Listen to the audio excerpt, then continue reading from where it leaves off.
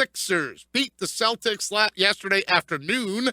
A noon matinee, a daytime matinee for the Sixers, 105.99, and they do play in Orlando tonight. You can listen to that one at 7 o'clock right here on 97.3 ESPN. So we turn to talk some basketball with our 97.3 ESPN Sixers insider. His name is Michael Kaskey-Blomain. Michael, how are you on this Monday? Pete, I'm doing pretty well, my man. How about yourself? I'm doing okay, sir. My bracket has still survived. The Sixers are winning basketball games. Is that a good thing, though? They beat the Celtics, but is that a good thing? If Mike Gill was here, he'd probably be pontificating on why that's bad. Yeah, it's good in the short term because, I think everyone likes to win, but it might not be the best thing come May when the draft lottery comes and the ping pong balls don't necessarily bounce in our favor because we have a few too many wins on the season. Yeah, Mike, and that's where I want to jump in with this because I keep hearing this from a lot of people, and I want to challenge this way of thinking for this reason. For two reasons. One, because I went back and looked over the entire lottery history of what it's been 27 years now, basically. Only 53% of the teams that have the best three odds actually get the number one pick.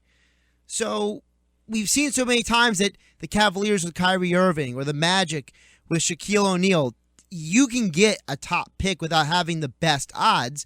And we know that if this draft is as deep as everyone says it is, what's the difference between getting LeBron James and Dwayne Wade type player when you already have Joel Embiid and Ben Simmons? Yeah, that's a great point, Josh. And I think how deep this draft is, or at least is projected to be, kind of works in the Sixers' favor in that regard.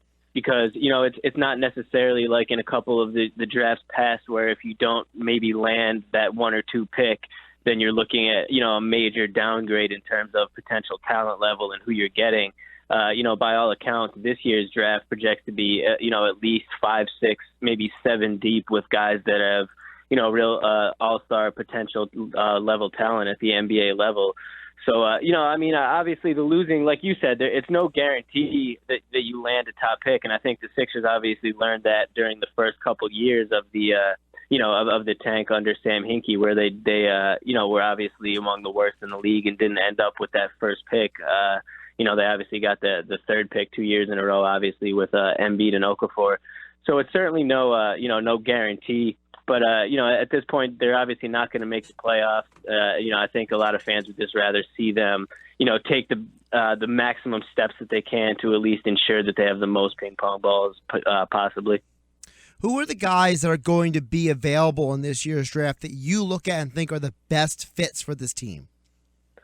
I'm super high on Josh Jackson out of Kansas. Obviously like I was saying, there's a lot of, other players in this draft, but as far as fit for the Sixers and, a skill set to me that kind of just jumps off the screen and is one that really seems like it would translate well to the next level is his skill set. And it works nicely as though he would be in a position that the Sixers don't have right now. He's obviously not a big guy. He's just kind of that two-way wing player that can play, both offense and defense, kind of, in the mold of a Kawhi Leonard or a Jimmy Butler type player, a guy that can score on one end in a multitude of ways and then, play one of the other team's better offensive players on the defensive end.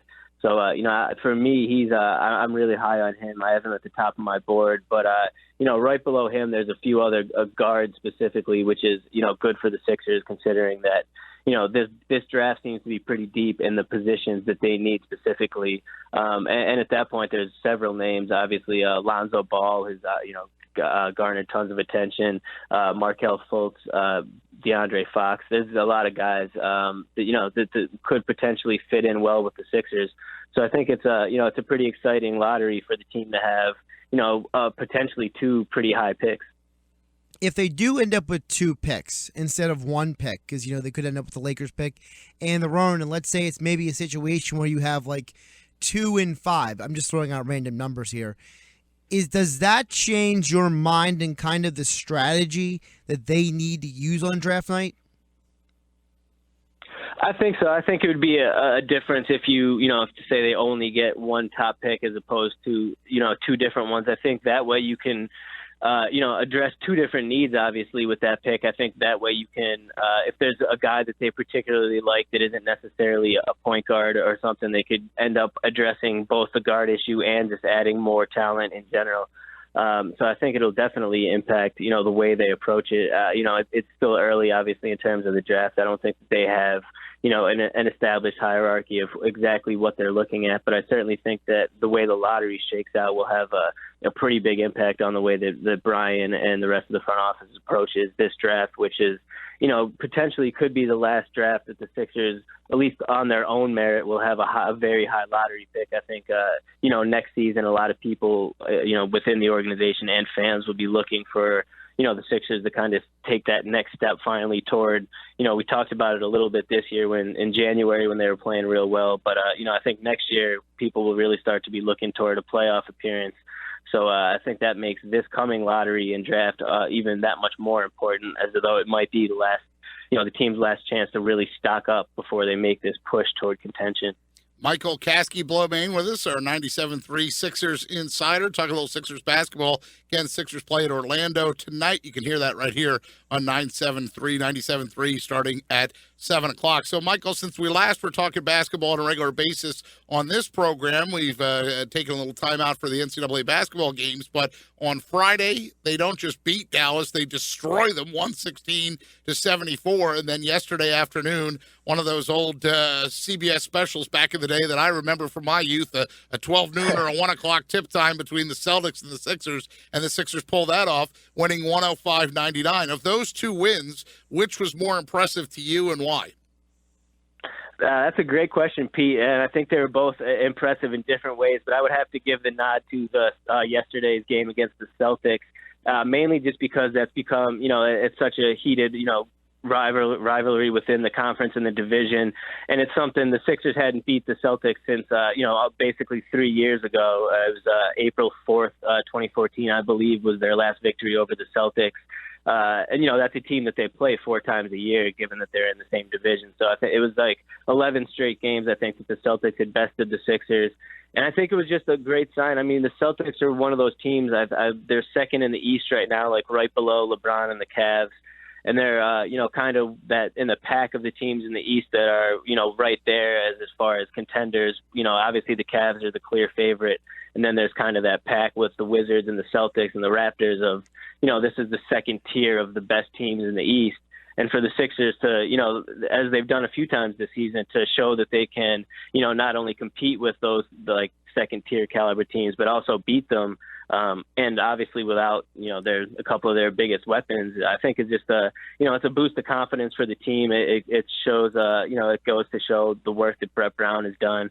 And I think it's just a great sign for the team in general moving forward into next season, knowing that, that's a team and a core of guys in Boston that the Sixers are probably going to have to, compete with pretty frequently, especially once, if they get into that playoff picture. So I think, as they were both impressive, I would give the nod to the Celtics victory yesterday. All Nerlens Noel buying cheesesteaks for all the guys at Chickies and Pete's, references aside for what he did on Friday night. That was a nice story. I think I would go with the Celtics, too. We're talking with Michael Kaskey-Blomain, and I read a nice piece about comparing the Celtics and the Sixers and where they are now. Would you say these are two programs that sort of are trying to take similar paths? I mean, because 4 years ago, Brad Stevens was 36 years old. They took him out of Butler. Everybody said, what are they doing? 4 years ago, the Sixers grabbed Brett Brown and take him as from the San Antonio Spurs and bring those guys in.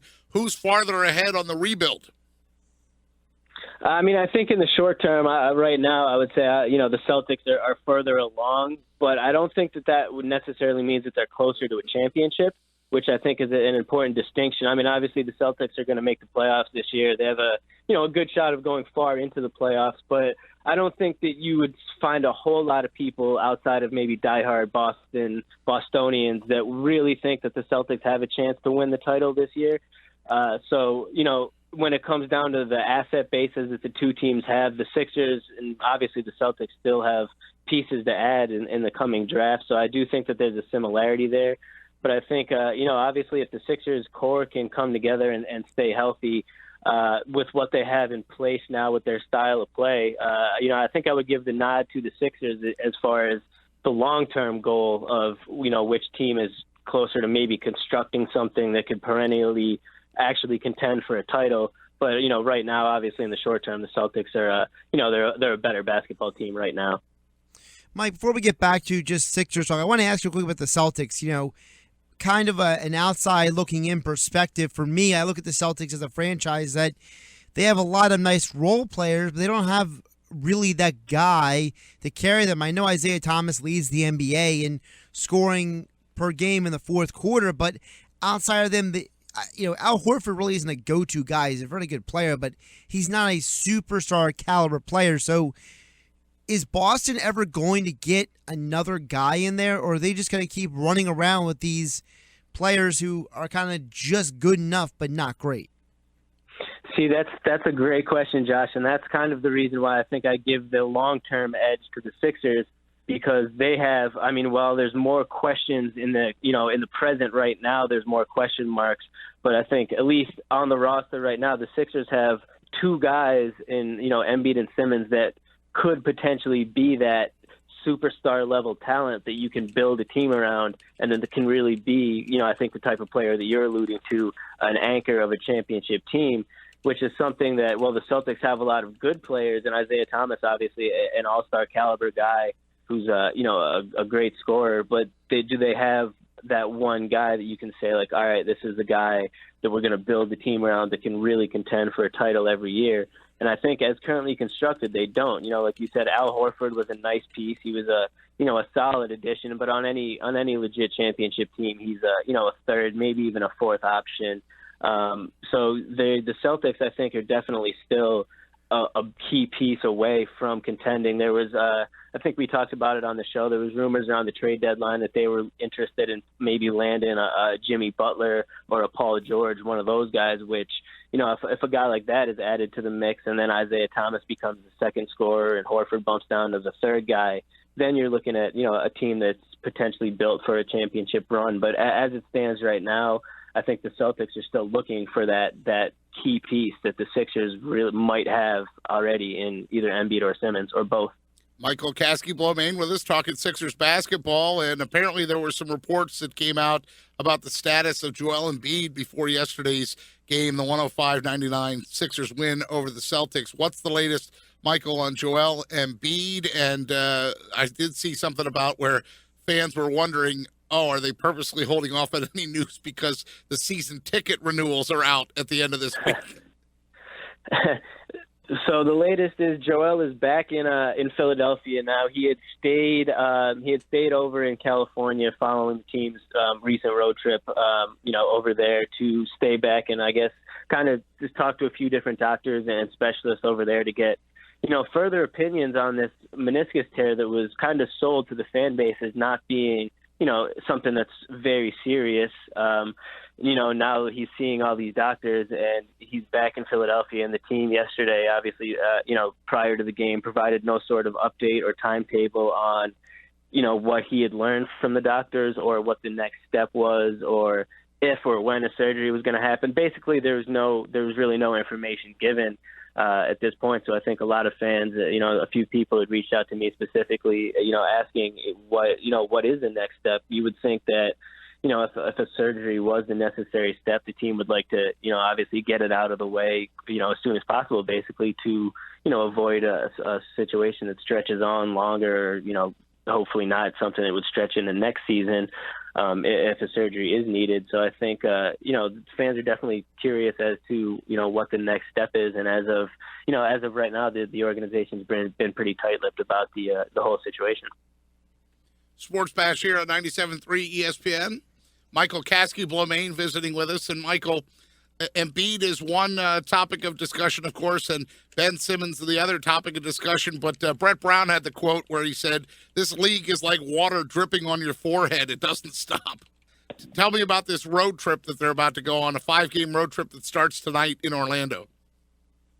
Yeah, I think Brett said it the best. And at this point, 4 years in, he's pretty accustomed to the grueling grind of, at this late point in the season, especially with, little to play for other than pride and development at this point for a team like the Sixers. I think it just gets to be, you're kind of looking forward already to the future with some of the pieces you have. But like Brett said, the current, it just doesn't stop you. They have, obviously 4 games straight tonight in Orlando. Then they got to go to Oklahoma City Wednesday, Chicago Friday, Indiana on Sunday, and then Brooklyn on Tuesday before they come back home. That's definitely, it's just going to be a really grueling stretch, I think, for those guys, especially with a lot of them already banged up. Obviously, Okafor left the game yesterday with continued knee soreness. No one's quite sure at this point, what his status is going forward. Gerald Henderson has been, banged up a little bit in and out of the lineup. So I think, it's just at this point in the season, it's one of those where I think, players, coaches alike are all obviously 70 games in, they're beat, and it's just a matter of, getting through kind of this home stretch and then regrouping and looking forward to, the off season and next year. One guy who has been available this year, Mike, and has been playing well is Dario Saric. Is he the clear-cut Rookie of the Year at this point? Yeah, I think you got to give it to him just based off. I mean, I think we were discussing it before. Obviously, the argument and the knock against Joel and the amount of games played. He was clearly the best rookie. That being Joel, he was clearly the best rookie that played this season.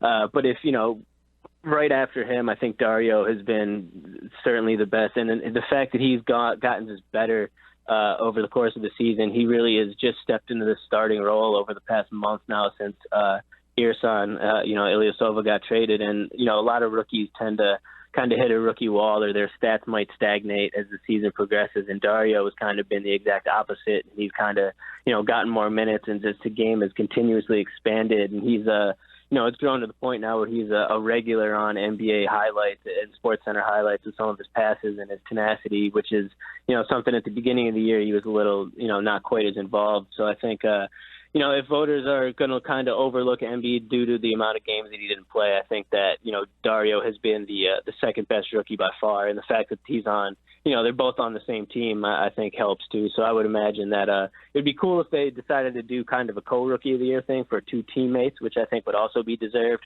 But if it's not Joel, I don't know how you could look somewhere else other than Dario.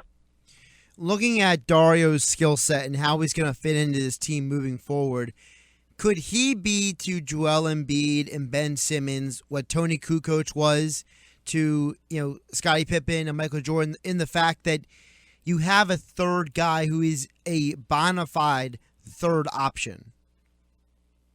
Yeah, I think that's definitely possible. I think he's, skill set wise, I think he could honestly be exponentially better than Tony Kukoc. No, obviously, no offense to Tony Kukoc, a huge part of those Bulls teams in the '90s. But I think Dario, at this, the fact that this is his rookie season and how much he's advanced in a short period of time, I think, not quite to say sky's the limit in terms of, absolute superstar potential, but I think that he's just kind of scratching the surface of what he could really do on the professional level. So the fact he could really end up being a guy that's looked at as, probably a third option, but not as a third option in a way that it's such a step down as in Tony Kukoc from Jordan to Pippen. I think that Dario could really be a guy that's, we have Joel and Ben, but he's right there in the conversation as like a key piece that, that is what this team is kind of built upon. Michael Kaskey-Blomain with us, our Sixers insider for 973. You can find him on Twitter at @TheRealMikeKB. Michael, I'm not sure who to root for tonight. These ping pong balls keep confusing me. I mean, this is a big game tonight, and you hate to root against the Sixers, but a loss does tie them in the win column with 12 games left to play. So I'll be conflicted, but no matter what, I'll most certainly be listening. Thanks, Michael. We appreciate your time. Thanks, guys. Appreciate it.